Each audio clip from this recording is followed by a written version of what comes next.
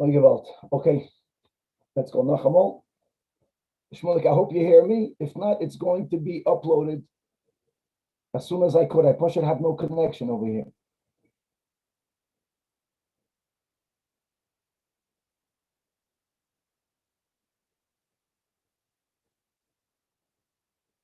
With the help of Hashem, we are learning Yoma Daf Pei Aleph. It's going to be Kedai to pull out Chumashim to be able to appreciate better the Shakal Vataria, the Lamudim that we will be learning. On Amud Aleph, we're going to be focusing on the fact that the mitzvah of fasting is worded in the Torah as a mitzvah saseh, the inisam es nafshay seichem, yet it has the power of a lav, with all of the punishments that happen if someone violates a lav and not a mitzvah saseh.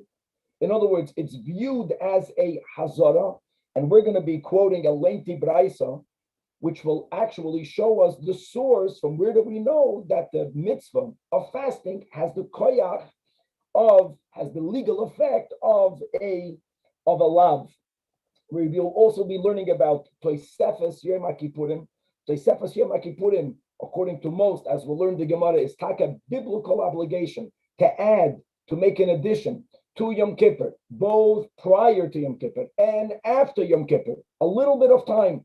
According to most of the Shainim, there is not a specific time of how much do you need to add, but this addition that we make, both milafaneh and mila'achareh, is both for the mitzvah of Vinoi, according to our Gemara, and for the obligation to stop working.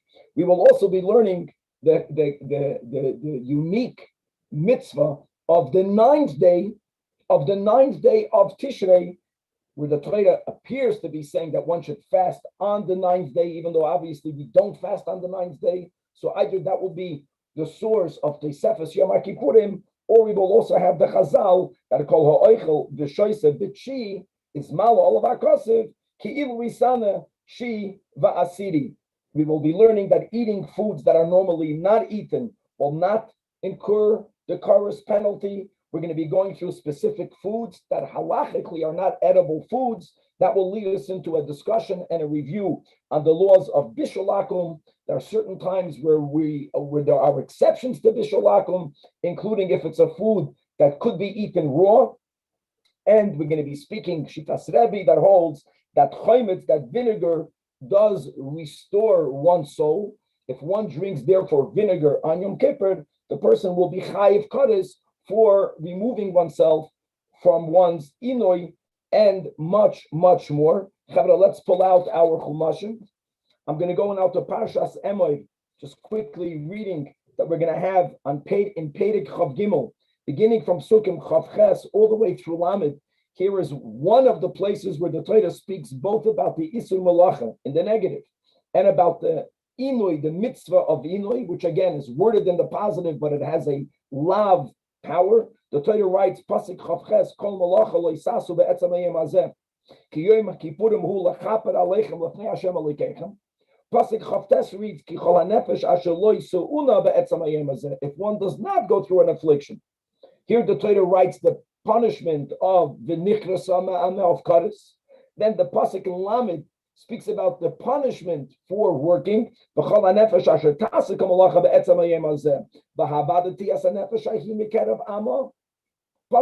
Lamed Aleph reads, which is amazing. After there's the penalty in Lamed Aleph, you have what's called the hazara, the warning. Now the seder of punishments is that there is a warning, there is a lav, and then there is a punishment. And the final pasuk we'll be learning all these psukim is Shabbos Shabbosim Hu Lachem. This is in reference to Yom Kippur. V'inisem es nafshay seichem b'tisha lachodesh bo'erev on the ninth, but in the evening. May erev ad erev tishbesu Shabbatchem. Okay, these psukim will be used, but let's first begin on Daf Pei Aleph with the Mishnah. Says the Mishnah, Ochal v'shasa behelam echad. If you remember in Shabbos, we learned about the concept of helam, of a single period of unawareness. If a person, let's say, would eat chalev many times over, as long as it is in the same single period of unawareness, they're going to be chayiv one chatos because they violated one lav, even though they ate it many times. If a person, on the other hand, would eat chalev, and then the person would chap oy gevalt, that it's chaylev. Then I was not allowed to do that. Then they would forget again that there's an isur of chaylev, or they would forget that the food in front of them is chaylev, and they would eat it again. Then they'll be chayev a korban chatos b'shogeg for every act of halachic achila. So coming back over here, eating and drinking, as we established, is all included in one inui. And therefore, if achal b'shasal b'helam echad, we don't say it's two different yisurim. If it would be two different yisurim, you would be chayiv two chatois. It's considered one yisur. You violated the inui. You did not afflict yourself, and ein chayiv ela chatos achas. And like Rashi writes, the chat shemahu, because it's considered one prohibition. The achila v'shasiya michat kra nafki, explains Rashi. Now, what's very important is that we could infer from this Rashi that if a person were to eat and drink, and then they would remember, oh my God, it's Yom Kippur. And then on the same day, they would eat or drink or both again. They would be chayiv two chata'os. Now that's a great chiddush. Because when a person is fasting and they feel afflicted and then they break their fast, so they violated the inu. When a person is already, so to say, satisfied because they already ate, one might have argued that eating again is not in a violation of the ve'inis and nafshei sechem, but our Mishnah clearly implies otherwise. And the only reason why you chayiv one chatos is because you ate and drank, or ate and ate, all behelamachas. Okay. However, in contrast, the point the Mishnah wants to make is achal and va'asa malacha. Here you're going to be chayiv shtei chatois is the girsa. Why will you be chayiv shtei chatois? Because, like we just read the psukim, some psukim focus on the mitzvah and the obligation of inui, which includes not eating and drinking, aside of the other inuyim. Another pasuk focuses on the obligation, the isur of asiyas malacha. So even though it was behelam achas, but here again, Rashi, since today shemois ninu, they are two distinct prohibitions because they are learned from two different sukkim. You're going to be chayiv to chatoos. And now the final din in the Mishnah is ochal oicholin she'enim ru'oyim lachila, or v'shasa mashkin she'enim ru'oyim l'shasiya. Now foods that are unedible is easy. Spoiled meat. What liquids, the Mishnah will give an example, are considered halachically liquids that are undrinkable, such as the shasa tzir, a person drank fish brine. Now we just learned about the tzir in last daf. Fish brine is used as a dressing for other foods.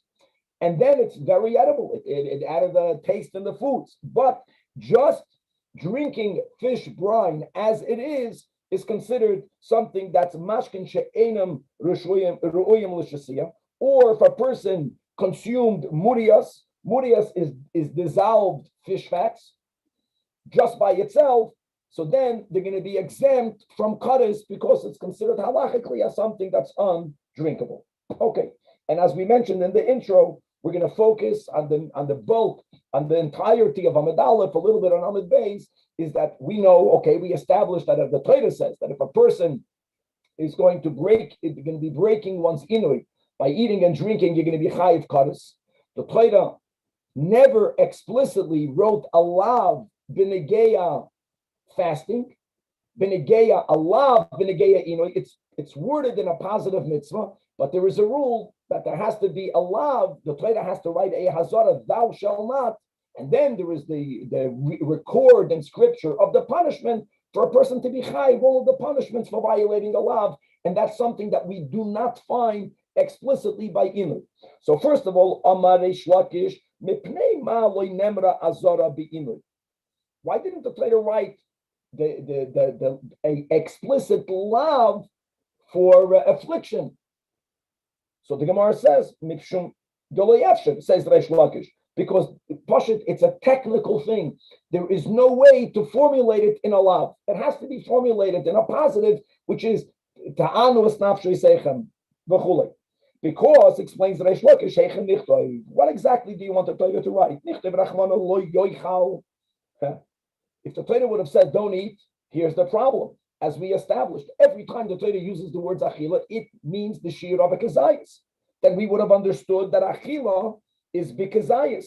But that's not the case. God only prohibits eating a koiseves hagasa, or more. We're speaking about the prohibition that would carry with it the penalty, whether it's going to be kares, whether it's going to be a b'shoigeg chatos. So Hashem cannot use the word oichel or achila because in the plate achila is always connected to the shir of akazayis. We're just looking for a negative wording that can be either, because not afflicting yourself actually means eat, which is the opposite of what God wants. So in other words, Rash Lakish just points out that since technically you cannot word the mitzvah of Inui in the formulation of a law, that's why it wasn't worded that way, but clearly it has the power of a law. Now we're going to have to actually discover there has to be some law connected to it, and we're going to have that in the Braisa and many opinions in a moment. But first, explaining why was it not formulated in the normal manner. One second, I can find a negative, a law formulation. Be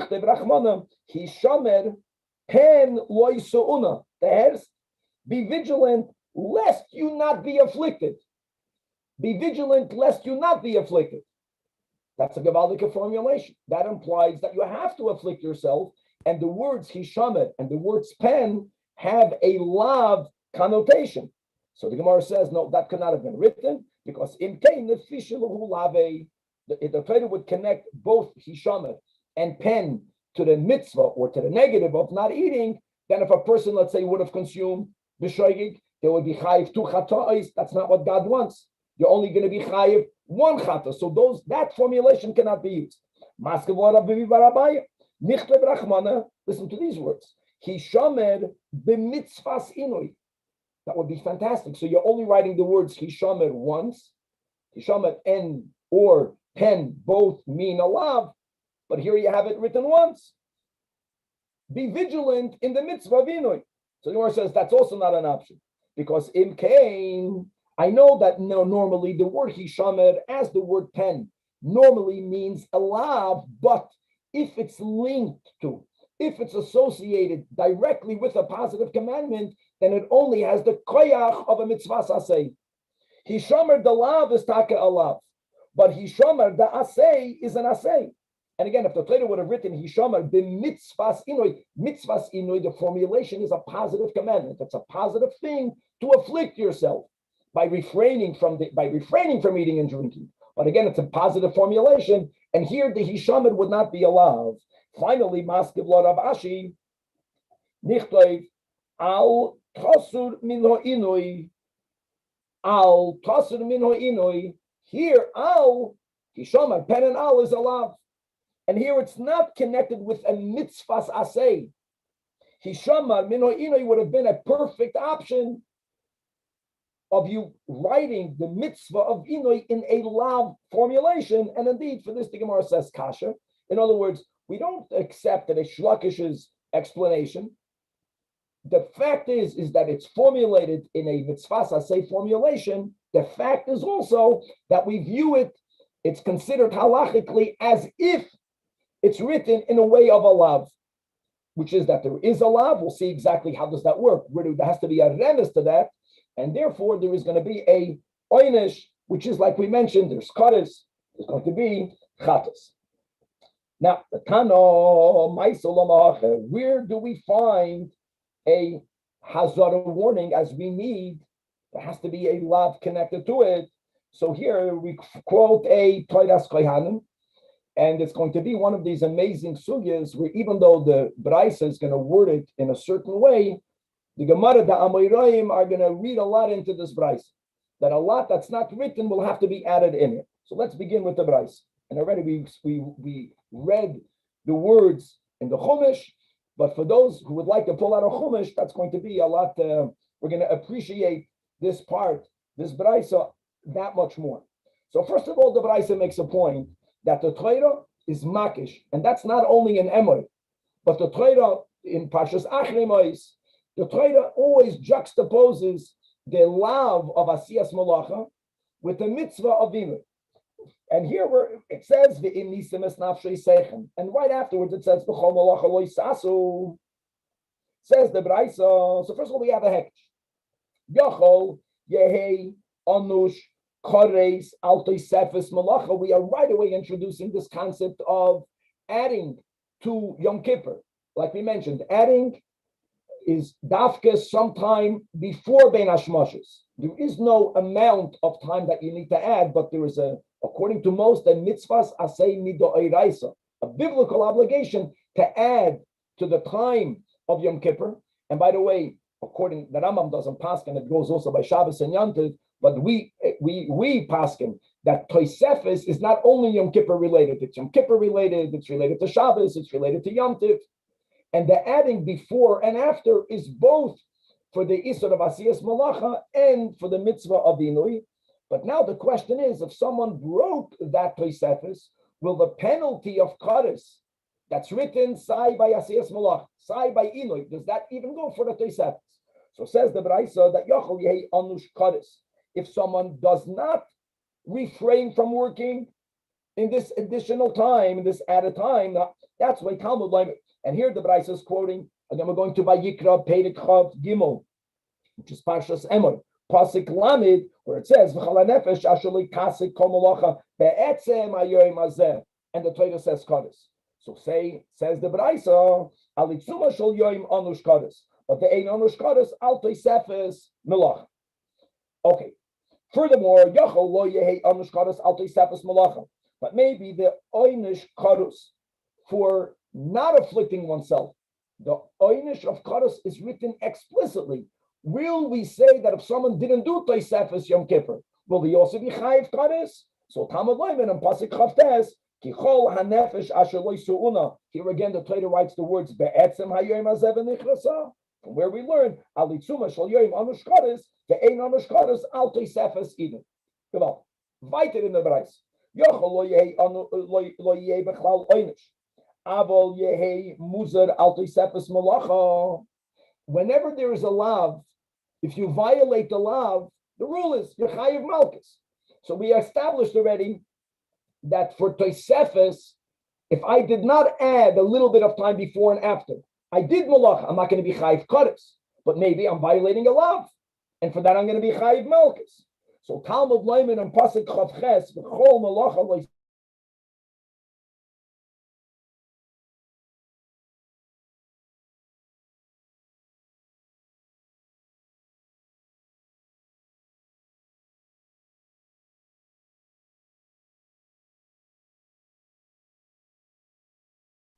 If one violated, they're not violating a lav, and therefore they're not going to be chayiv malchus. And here again, meaning that if someone did not add both prior and post Yom Kippur a little bit of time in which they also afflict themselves, let's focus on the inui of not eating and drinking. They did. Maybe here again they're going to be chayiv malchus, even if there's not going to be a kares. So for that, the Braisa answers, Vidinu, I can prove to you logically that it's not so. I don't need to have a be'etzem, and you're not going to find a be'etzem because there isn't any explicit lav for inui. That's the whole topic of our sugya. In other words, inui is always formulated in a positive commandment, and a violation of a positive commandment never carries the penalty of malchus. Malchus is connected to violating a lav. But again, we will learn that we make some sort of linkage. We apply a lav. But let's go. Do we even apply that theoretical lav, to Tosefes? So the Braisa says, no. V'dinu, it's not going to be that way. The last of medium-sized lines. Why? Because malacha is a more chamur dikir isur. V'haraya, not only do we have an isur of malacha on Yom Kippur, we have it on Shabbos. We have it on Yom Tov. Yet, as we established, Einoi Muzer Haleh, there isn't a lav for Tosefes of Malacha on Yom Kippur. You're not going to be chayiv malchus. You have to add. Shouldn't work, but if you did break it, you're not going to be chayiv malchus. So Einoi, which is considered more lenient. Why is it considered more lenient? Because Einoi Noyeg b'Shabbos v'Yomim Tovim. Einoi is unique to Yom Kippur, so it's already weaker to begin with. Is Einoi din shelo yehi muzer olav. So no malchus if you did not do inui on the Tosefes prior post of Yom Kippur. Okay, so it's amazing. We're going like in the opposite direction almost. So now that we established that there's no hazara for Tosefes, well, there is hazara for the day itself. Exactly where do you find it? Says the Braisa, Avol hazara li'inoi shel yoim atzmoi is loylo matnu. Look at the Chumash. That's the whole point. Reish Lakish says because there wasn't a technical option, there wasn't a way of formulating it in a law, but it doesn't say thou shall not eat. So how do you know that there's a hazara? Now, of course, the Torah writes that there is a punishment of kares, but there are rules. There is no punishment in the Torah unless there is a warning in the Torah. It doesn't mean that the warning has to be written explicitly. It's not written explicitly by Yom Kippur because you can't, or because for a reason that we don't know, right? If we rejected a Shlakish, but we have to make a limud to apply a hazara to Inoi at least on the Yom Kippur itself. So Minayin, kind of the second widest line, says the Braisa, Loi Yomer Oynish B'Malacha. The Torah B'Chlal did not have to write the punishment of kares if someone broke, if someone worked, and we would have known it on our own. We could have derived it because there is an oynish of kares that the Torah also writes explicitly if someone was not afflicting oneself. And we would have said on our own that Oma Inui, like we just mentioned, which is more lenient, yet if you violated Inui on the day of Yom Kippur, a person ate or drank on Nush Kares. So I would have said on my Yom, the Lacha, that's more Chamur. How do I know it's more Chamur? So therefore, why did the Torah have to write explicitly that if someone did Malacha on the day of Yom Kippur, they are punished kares? We would have known that. So that's taka movement. It's superfluous. So it's open to be used for a limud. And what do we use that oynish kares for? Lahakish v'loden mimenu gzeira shava, which will be nemar oynish be'inu. Says clearly, nemar oynish b'melacha. By melacha, the Torah also writes kol melacha lo yisasu. That's great. A normal classical hazara. Allah. Ma melacha lo yonash elam ken hizir af inoi. Not only is there the oynish that's written, lo yonash elam ken hizir gavaldik. So it's considered as if it was accompanied by a scriptural warning. End of Braisa. So when you learn the Braisa, you're going to say this Tana says that the hazara is applied to Inui through the additional, through the fact that the Torah prescribed kares by malacha on Yom Kippur. And the Gemara is going to say that cannot be the real meaning of the Braisa. This is not something that usual. We're not amending the Braisa. We're according to most Achronim, we are saying that the Tana wrote something in addition, but there was something else which is even more fundamental that the Braisa, that the Tana for some reason did not write. We're looking for that. The Gemara says this in itself cannot be the Hazara because this is refutable. Frek the Gemara,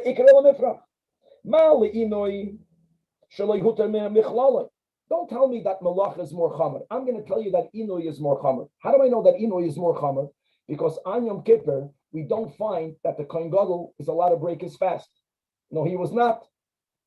You know what we find when it comes to Isur Malacha? That God made an exception. That in the Beis Hamikdash, many things were done that is otherwise a violation of Malacha. The whole communal karbanos. Once God said you have to fast, or you have to, in the positive, you have to afflict yourself, there is no exception made. Again, we're speaking about in the Beis Hamikdash, the Kohen Gadol cannot break his fast. And the whole of the Kohen Gadol were worried about doing this and that to make it easier for him. Now, of course, if God forbid there's a pikuach nefesh question, that's not called an exception. And the Kohen Gadol is not unique. But otherwise, you got to fast. But Malacha, in the Beis Hamikdash, many steps of the avodah is mamish explicit shchita v'chulei. So, Inui is more chamer. Ella. So there now again, Ella means that's a difficult Ella. We're not amending the Braisa, but we are saying that the Braisa for sure had the following limud as the base, and then in addition we have this concept of the superfluous kares when it comes to malacha. Ella lo yomer oynish be inoi. Maybe go in the opposite direction. The oinish of Inui, the Torah writes explicitly chiyuv kares, when we would have learned it from malacha. In other words, if you're telling me that malacha is more lenient, now we have a kabel chaymer in the opposite direction. Ma malacha shutra michlala. Yet, on aside of those exceptions, anush kares, if someone worked, so Inui shaloi hutar michlala is like kol shein. So lama nema, the opposite. Why did Hashem write kares if someone alleviated his or her inui? That is what's extra. Mufna, which is never oynish v'inui, never oynish v'malacha. Ma malacha on nash v'hizid af inui. Not only did the Torah write kares, but again we link, we view it as if there is, together with the punishment, the Torah wrote the warning on nash v'hizid. Here the Gemara says no. That cannot be the meaning of the Braisa. Because if this would have been the source of linking a Hazara to Inui, I can still refute that. Because Yesh Bozeh, Masha Ein Bozeh. From one angle, you can say that the Inui is more Chamur. But from the other angle, I can still quote that which the Braisa writes, which is also a truth, that Malacha is more Chamur. Mala Malacha, she came to even by Shabbos and Yomim Tovim, which makes it more chamur from that way of looking at it. So that's not. So it's not about the superfluous mention of kares, not by melachem, nor by inoi. Amaravina hai kana. See, he's not refuting the Braisa and saying it's a corrupted Braisa. He's saying that this Tana already began with another premise. That's unspoken. The Gemara will speak it out. And that is etzem gama. We'll see over here that the Torah keeps on repeating the etzem hayom hazeh, the etzem hayom hazeh. There is one etzem that's completely mufna, that's open, that's extra, which is important because whenever we learn a gezeidah shavar from this word, comparing it to that word, if there is a logical reason to refute the comparison, if it's not mufna, then even if we make the limud, we slug it up. Ein mashivin on gezeidah shavar when it's open. And because of the questions we just mentioned, that it's not completely comparable. You can argue on each side, one is more chamor, the other is more chamor. Don't apply the hazara from one to the other. But now that it's mufna, now you make the gzeira shavu. And the Gemara says, the Eloi mufna, if it would not be, if the etzem hayom hazeh would not be extra, then indeed, ikala mifrach kede parchina. But but be'emes, afnuye mufna. Now, which be'etzem is open, is extra, and therefore it's used unrefutably to make the Gzeira Shava. The Gzeira Shava is to apply the Hazara from Malacha to Inui, because Chamisha Ikra Iksivim Malacha. 5 times does the Torah write Be'etzem Hayom Hazeh when it comes to the Isser of Malacha. Look inside the Rashi, 4 lines from the bottom. It says like this: from Arba Lavin, there are 4 times that the Torah says don't do Malacha. And then on the 5th time, the Torah writes the punishment of Kares. Let's read it inside. First, the Torah has to say, don't do work. But here with the Gemara is saying that we keep on mentioning Be'etzem Hayom Hazeh. So for some reason, if the Torah only would have mentioned once, don't do Malacha, since it says Be'etzem Hayom Hazeh, we would have understood that the lav for Malacha is only during the daytime of the day. So one of them is needed L'Hazara D'Yamama, V'chad L'Hazara D'Layla. That's the warning. V'chad L'Oinish D'Yamama. Here again, it's explicit. It says whoever does Malacha Be'etzem Hayom Hazeh, Be'etzem Hayom V'Nichrasa. V'chad L'Oinish D'Layla. It's an Einoi Inyan, T'nei L'Inyan.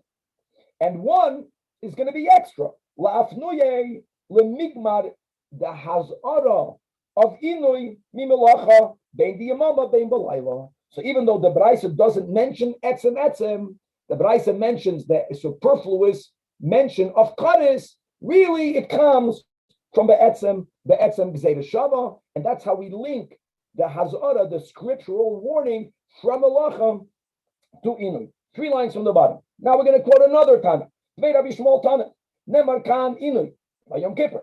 By the din of Nara Morasa, that if someone, God forbid, was ma'anes, if someone raped a Nara that was engaged, and there's a punishment, so that to be ma'ana, not a hamorasa, the Torah says loisinov. I mean, that's clear. We have warnings regarding not doing that. There's another pasuk for el eishes amisecha leisitin shechaftecha lezara and the loisinov. So Afkan, even though the Torah only writes it in the positive, loyanash, and there is an einish because there is really a warning not to eat. I have another limit. Yalif Shabbos Shabbosain, the Torah calls him Kippur, Shabbos Shabbosain, Mishabbos Bereishes. When it says about Yoma Shvi, Shabbos Shabbosain Kodesh Lashem. Shabbos is also called Shabbos Shabbosain. Here, Shabbos Shabbosain, he, V'inisam es nafshay secha. To learn, Malahalan Loy Anash, Elam Kain Hizid, they were speaking about Shabbos, a normal Shabbos. We're speaking about the warning against not working. Loy Sasim Alacha. Afkan Loy Anash, Elam Kain Hizid. Another limit. Papa Amar Daf Pei Aleph Amid Beis. I don't have to learn it from Shabbos Bereishis because who Gufei Shabbos Ikrili on Yom Kippur. And now we're going to again just whoever already has a chumash. We're going to go back to the last pasuk here in Vayikra Chav Gimel and Emoy pasuk Lamed Beis. The Torah says Shabbos Shabbosain Hu Lachem V'Inisim Es Nafshoy Seichem B'Tisha LaChodesh B'Erev B'Erev Aderev Tish Bisu Shabbatchem. So who go for Shabbos Ikra? B'chsiv Tish Bisu Shabbatchem. You shall rest on your Shabbos, as Rashi writes. Top line, second line from the top of the Amid. He go for Shabbos Ikra. Ubalav Gezeda Shava Nama Nafka Minei Ubei. I don't have to use a Gezeda Shava from Shabbos Bereishis. No, it's unnecessary because Kiven Rashi the Ikra Shabbos le'inyan Inui. The Torah is using Shabbos also regarding the refraining from eating. You're also resting. You're not. Oh, so Havalei Kish Shabbos, Loinish Ulakaris. So all of the refraining from, there's also the refraining from work. By the refraining from work, it says Loi Sasa. You have a classical law. So we apply the Hazara from all that you have to rest from to the Inui as well, which is really great because we don't have to go elsewhere. We have an allusion to the Hazara on Yom Kippur itself. And the Gemara Taka says, Bishleimet of Papa, Layama Karabachar by Yaakov. We're speaking about Amoyroim. We're not going into why did they not look on the Tanoim. That's either they didn't have the Braisa, or like we just spoke out very unusually, the Braisa says that the word Kaddish is superfluous, and then we are learning Pshat, it meant something else. They didn't accept that. So he didn't go that one Amoyra didn't subscribe to the other because the Kradich said the Gufei other. It's better to look for a source in Shabbos, and in Yom Kippur itself instead of going to Shabbos Bereshis. But and the answer is because he learns from the words Tishbesu Shabbatchem a whole different limud as it's recorded in the Braisa. When it says again, this is Pasuk Lamed Beis, says the Braisa, that you should afflict yourselves when Betisha Lachodesh on the 9th. So the Braisa says, well, on the 9th, Mashma Yochel Yaschel V'Yisana Betisha. Maybe you have to fast 2 days, the 9th and the 10th. No, that's why the Torah says right afterwards, Bo Erev, in the evening. Okay, Bo Erev Yochel Mishatesha. Maybe Taka after it's dark. No, the Torah writes on the 9th. After it's dark, it's on the 10th. So how do you figure that? Haketza, that is the source for Toisefes. And the source is Dafka from Yom Kippur. That you have to start fasting means a few moments or a few minutes before Bein Hashmashis, according to most. Bein Hashmashis is already Safek Laila. You would have to fast anyways. You have to add Mibo. And not only prior, but we'll see in a moment, post as well. Mikan Shemoisifin Michoil ala Kodesh. Biblically. Now, the Aimli ala b'knisasa. Because the Torah says the 9th, so you begin the fasting on the 9th. B'yitziyasoi minayin, and we know that the mitzvah of Tosefes is both post and prior and post afterwards. So Talmud Leimer, that's me erev ad erev, and guys, that's the famous ad va'ad b'chlal. In other words, from night until night. Night until night means until the end, but ad erev means including the night. We're speaking about Motzoi Yud, going into the 11th. Beautiful. Now, Elyahu on Yom Kippur. What about we're going to learn the emendation from the side? Shabbosois minayin. Now, on Shabbos, there's no mitzvah vinoi, but there's an isur of asiyas malacha. Here also, there is a concept of Tosefes Shabbos. Mido Eiraisa, that's the Tishbesu Shabbatchem. In other words, what we learned above, that we're using the Tishbesu Shabbatchem to tell you a hazhara for Inoi, no, it's being used for the din of Tosefes. Tishbesu is for Shabbos. Now, Elyahu, let's go to the again. Let's the mamshech, the emendation of the Messiah Sashas. By Shabbos, Yom Tovim Minayin, Shabbatchem, Tishbesu Shabbatchem. So Haketzad means like Holomadata from here. You see that Kol Makim Shenever Shvus.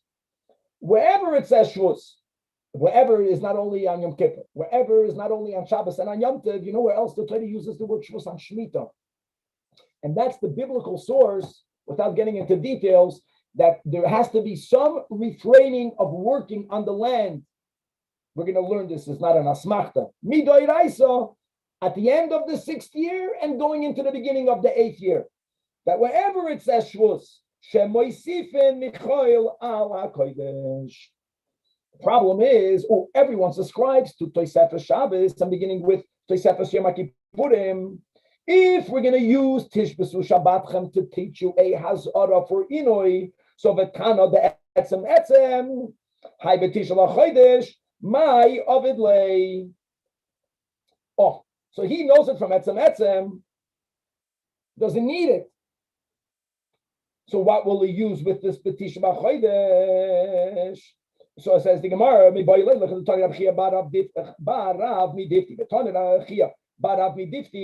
where it says V'nisam es nafshe sechem b'tisha, v'chi b'tisha misanin, v'aloi b'eser misanin.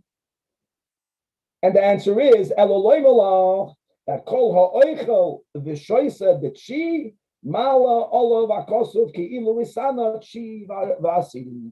That's the famous new limud, that there is a mitzvah, so to say, to eat and to drink on the 9th day. And there's a huge machlekes rishonim how to understand this mitzvah.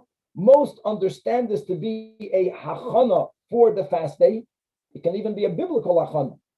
But some, like the Rabbeinu Yoma, says something amazing. He says that this is really connected to Su'udas Yom Tov, which means that really Yom Kippur is a Yom Tov. Yom Tov has a mitzvah of eating. Being that the Torah says, we can't do the Su'udas Yom Kippur on Yom Kippur. So when do you do it? You do it out of Yom Kippur. That's a Gevaldik word. And there are many nafkaminas on how to understand this mitzvah. In other words, what would happen, for example, if a person knows that because of their current state of being unhealthy, that they're going to be eating, they're going to be breaking their fast, maybe keeping the shiurim. They don't need that much hachana. But even people that have to break their fast because they are not well, they don't have a proper Su'udas Yom Tov. If the concept, like Rabbeinu Yoma says, is that this is connected to the Su'udas Yom Tov, then they would always have this mitzvah of eating and drinking. Bachi, we know from the Rebbe's father, that whenever he ate, he only used one hand. He never used a knife. He only used a fork or a spoon. On Erev Yom Tov, on Erev Yom Kippur, he ate with a fork and a knife. In other words, being that this is considered a biblical mitzvah of eating and drinking, he had more kol atzmoisoi toimarna involved in that. Amen. All right, weiter. I'm sorry I gave it about the time, but let's go back. Ochal oicholim she'ein ru'uyim la'achila. So now we have to define. The Mishnah only gave examples of mashkin that are not ru'uyim l'shasiyah. What foods are exempt? Omar Rava, that kos, we just had that word before, chewing raw. Kos pilpulei b'yom kippurim. If a person is going to chew on pepper berries, we're speaking about the peppers that are made into spices on Yom Kippur.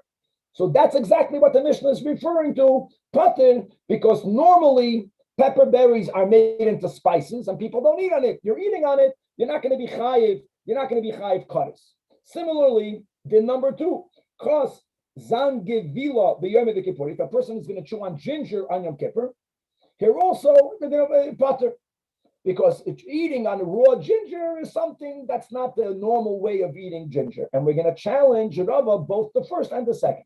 So the first statement was regarding people eating raw pepper, that he says it's something unusual. Meisvei, it says in a brayso, the Isur of Orlom, Ba'araltem, Orlosoi, Espidio, you shall treat its fruit. We're speaking about the fruit that is growing from a tree that's within its first 3 years, right? We have to treat it as forbidden. Let's touch the words Orlas forbidden. So, since the Torah already uses the word Spidioi, obviously we're speaking about a eitz machol. Now the Torah begins by writing the Chisavayo La'aretz unetatem kol eitz machol. The kol eitz machol becomes superfluous. Don't write the word machol, because the fact that you are calling the orla of orlosai espirioi, we know we're speaking about fruit. So elamatam loimet eitz machol, and the answer is that what is included in the isur of orla, even an eitz shetam eitzoi upirioi shavan. No, there is a certain type of halachic eitz that the wood itself has the same time of its peta. Have a oimer, and what does that refer to? It refers to pilpulin. We're speaking about these pepper berries that you might have thought, the way the Shainim explained, that these pepper berries, they grow very short, they might be viewed as a vegetable. That's a whole different topic. So kamash malan, no, it's considered an eitz. So lalam dechasha pilpulin are chayavin ba'arla. And not only that, another thing we learned, the Ein Eretz Yisrael Chaseda Klum, even pepper berries we have. Now, the problem is like this, is that once we make a link that pepper berries are considered a fruit, eating them is considered the normal way. You eat a fruit off a tree. It should be considered something kederach achilasei. How does Rava say that if you chew on raw pepper berries, you're not going to be chayiv kadis? And Shenemar, and furthermore, as it says in Parshas Eikav, lo yisachsar koil ba. Even this. So again, it's mashma that it's a fruit. So the Gemara says it's not a contradiction. Lo kasha. The brayso that we just learned, that taka we considered pepper berries as a proper peta from a fruit tree. That's beretifta. That's when it's moist. That's when it's fresh. Then you can eat it. Rava was speaking about once it's dried out, then it's only used for spices. And if you chose to chew on it on Yom Kippur, we're not saying you should do it, but you're going to be potted from kares, because that's the din in the Mishnah, that it's not kederach, it's not something that's normally consumed. And now the first white line, a challenge on Rava's seconded. How can you say that eating ginger is considered unusual? That's not the way it's normally eaten. When Rav Nachman was speaking about a whole different din, and then we're going to make the link. Hey malta. Hey malta is a certain paste that is made by cooking together ground ginger and honey. Now, Rav Nachman is speaking about a whole different din. As we're going to learn in Avodah Zarah, that the Chachamim made a takana that we may not consume bishul akum. And there are exceptions to that. The exceptions when we are allowed to consume bishul akum is that if this that was cooked only by goyim could have been eaten raw, it's not included. The other exception is if you have something that taka could not have been eaten raw, but it's not considered a chashuv product. And how do we determine that? Because it's not oila al shulchan melachim, and that's a whole shiur on its own to know how to define that better. And then the third, the way Ashkenazim would word it, it's only asur if goyim were involved in its making from the beginning until its end. If a Jew was involved even only in making the fire, it's already excluded from the isur of Bishulat. So he says that this Heimalta, the Asimi Bey Hinduye that comes from India, was made in India. It's not made by Yidden. Sharia, first of all, we're going to focus on the fact that it's not included in the Isur of Bishulakum. And why would that be? The only answer would be is because ginger and honey both can be eaten raw. And that again, that will contradict that which is what I was saying. Because if you say that it cannot be eaten raw, then it should be included in Bishulakum. Now there's another topic that Rashi points out. Aside of the taka not being included in the Isur of Bishulakum, what about Giuliyakum? What about the Beliois? The Goyim use their pots prior to cook non-kosher food.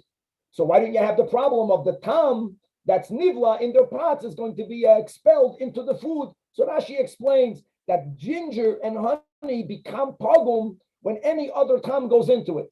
So it's nice and tam livgam. And that's why it's permitted. Not only that, you can make a bracha by the priyadama. So again, the fact that why is it not bishalakum? Because it can be eaten raw. You can also add the fact that you make a by the priyadama. But coming back over here, so since it could be eaten raw, why would you be potter? Here again, the Gemara answers like kasha. Ha, b'retifta. When it's fresh, ginger can be eaten raw. And that's like why it's not included in the law of bishulakum, and you can buy it from India. But Rava was speaking about someone who's chewing on ginger once it already dried out, biyabeshta. And then we say that that's not the way it's normally eaten, and that's the meaning of the Mishnah, that you will be exempt from cuts. If a person ate leaves of reeds, potter, it's woodish, it's already unedible. But lulave gefanim, shoots of a grapevine, which are similar, but that's the line. That's already considered more edible, and therefore you're going to be chayiv. However, even shoots of grapevines, after a while, they get harder as time goes on, even when they are in the ground. So says the Gemara, the elu hein lulave gefanim, for which you're chayiv. Amar Rav Nachman Yitzchak migadlo, only kol sheliv livoi, only that which sprouted from Rosh Hashanah to Yom Kippur. That means it came out of the ground max. You're talking about 10 days. If it already sprouted out of the ground prior to Rosh Hashanah, then on Yom Kippur, it's going to be harder. And that will be a shoot that will be like the alekanim. It's already no longer halachically edible, and you'll be potter from Kodesh. Rav Kahana argues, and he goes a little bit more. And he says, Kol shloishim yoim. No, he also holds that if it sprouted prior to 30 days before Yom Kippur, it's already considered wood. But if it's within 30 days, then it's going to be edible enough for you to be chayiv kados. And the Gemara says, you have a machlekes amaroyim, but Tanya Kabasi Rabbi Yitzchak migadlo. It says clearly, achal alekanim potter. If a person ate on Yom Kippur, l'lo gefanim chayiv. Eluhein l'lo gefanim. Here it says, like the first opinion, kol shel liv levay min Rosh Hashanah ad Yom Kippur. And if it's more than the 10 days old, not within 30 days, 11 days old, it's already not considered edible. The final din that we had in the Mishnah was, here the Mishnah gave examples for beverage consumption. Again, if it's not something that's normally consumed by itself as a beverage, you'll be potter from kares. Shasat tzir or mori is potter. Infers the Gemara, what is something that is also normally not consumed as a beverage, but it's not as sharp as, it's not as disgusting as tzir or mori is chametz. It's fish brine is mamish, completely something you can't consume it as itself. Melted fish fats is terrible. Chometz is not a geschmack, a cup of coffee, but it's not as bad as, and the fact that Mishnah gave examples, anything that's more drinkable, it's all relative, chometz is chayiv. And indeed, says the Gemara, our Mishnah follows Rebbe, that said explicitly, the Tanya, Rebbe Omer, chometz, if a person is dying from thirst, and they drink vinegar, it's going to be meishiv nefesh. He said that dafka for Yom Kippur. In other words, if someone will consume chometz on Yom Kippur, let's go back to the shiurim. Meloy lugmav, they're going to be chayiv kodesh. B'shoigig, they're going to be chayiv chatos. However, Rav Gidel bar Menashe, mi bidi the Neresh. Bidi was a village near Neresh. There was probably a bidi near another village. This is just to identify which Rav Gidel said this. He once said, "Ein halacha kerebi." And here you have the classical Chachamim Hizoharu b'dvareichem. Because when he said, "Ein halacha kerebi," don't forget that Rebbe's statement was b'negei Yom Kippur. That chometz is enough meishiv nefesh. It's not included in the Mishnah statement that you're not going to be chayiv kados. You'll be chayiv kados for drinking it. So when he said halacha is not like Rebbe, people understood that he's saying that on Yom Kippur you can drink vinegar, and a terrible thing happened. Lashana next year, Nafki Kula Alma, in his shtetl, and Mazgai Vishasai Chala. They took vinegar. Now vinegar is terrible to drink, so they diluted it with water. They felt it's still called vinegar, and they drank it on Yom Kippur. And when Shama Rav Gidel Yaranak Pada Ve'ikvad, and Amar, and he said many things. Ema the Amri Yamna the Evet, but Lachatchila Mi Amri to Lachatchila drink another thing. Ema the Amri Yamna was only porta. Tuva, meaning Purta and Tuva, is whatever the shear is, whether Malay Lugmav, whether the shear is Aravias, Miyamri. And furthermore, and that was going back to Rebbe, was only if it's pure vinegar. Chai. Rebbe says it's Meshiv Esanefesh, and I said that even though the Mishnah gave an example of Sid and of Murias, there are more examples. Vinegar Chai is also something that you're not going to be Chai Kaddish. But Mazu, the people over here, they diluted it with water. And therefore he made a big protest against it. Again, with the lesson that even when you're giving a shiur and it's not halacha l'maaseh, just to be very careful to word things in a way that it can never be misconstrued or misunderstood. And God forbid, here we're speaking about the chomer diki inoy on Yom Kippur, as happened over there, but he rectified it the next year. God willing, to be continued. Well, guys, I'm sorry about that. I'm going to upload this ASAP whenever I get my normal internet connection. And God willing, it's going to be